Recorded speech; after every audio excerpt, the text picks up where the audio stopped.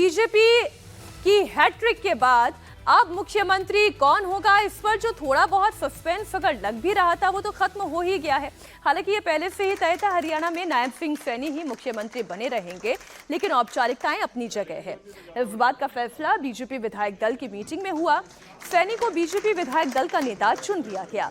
Meeting में विधायक कृष्ण बेदी ने नायब सैनी के नाम का प्रस्ताव रखा, जिसका अनिल विज और आरती राव ने समर्थन कर दिया। फिर सभी विधायकों ने नायब सैनी के नाम पर सहमति दे दी। विधायक दल की बैठक में खुद गृह मंत्री अमित शाह की मौजूदगी थी। बैठक के बाद उन्होंने सर्वसम्मति से नेता चुने जाने का ऐलान भी खुद किया। मैं बहुत हर्ष के साथ फिर से एक बार नायब सिंह जी को आप सबने नेता चुना है।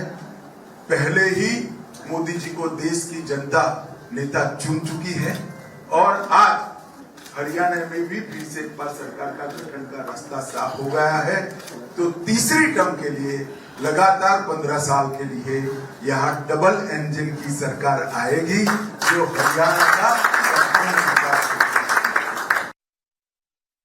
हरियाणा की स्थापना 60 के दशक में हुई, तब से अब तक कभी भी कोई भी मुख्यमंत्री लगातार तीसरी बार अपनी पार्टी को विजयी बनाने में सफल नहीं हुआ है।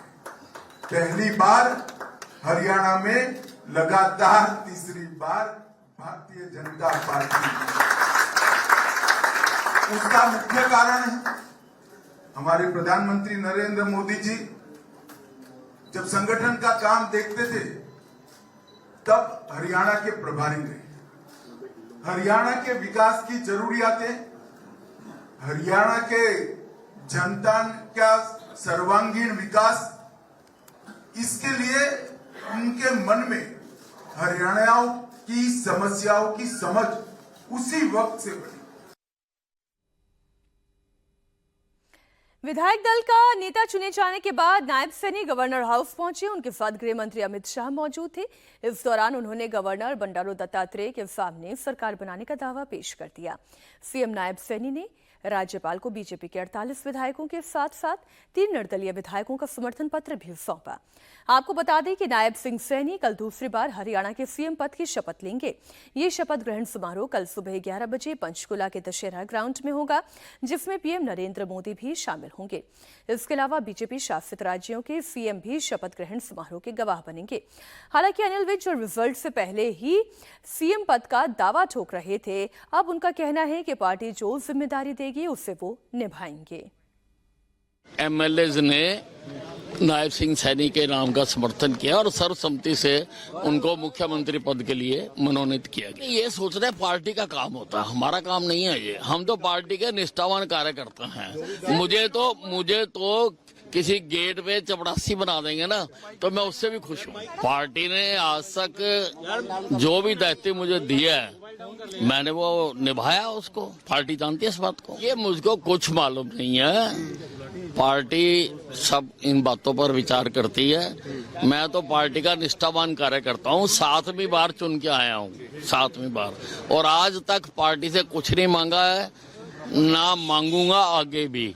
मुझे कहीं खड़ा कर देंगे, मैं वहीं से खड़ा होके काम करूंगा, वहीं से खड़ा होके छक्के मारूंगा।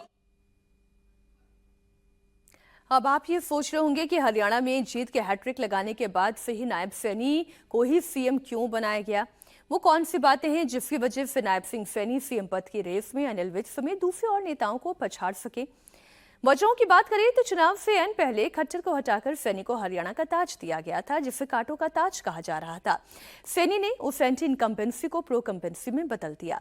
बीजेपी लगातार तीसरी बार जीत दर्ज कर पाई। नायब सैनी ओबीसी समुदाय के सैनी समाज से आते हैं, जिनका प्रदेश में करीब 8% वोट है। सैनी ने जाटों के खिलाफ गैर जाट वोटों को एकजुट किया और चुनाव में बीजेपी को जीत दिलाई। इतना ही नहीं, चुनाव के दौरान अमित शाह ने भी मंच से सैनी को दोबारा सीएम बनाने की बात कही थी।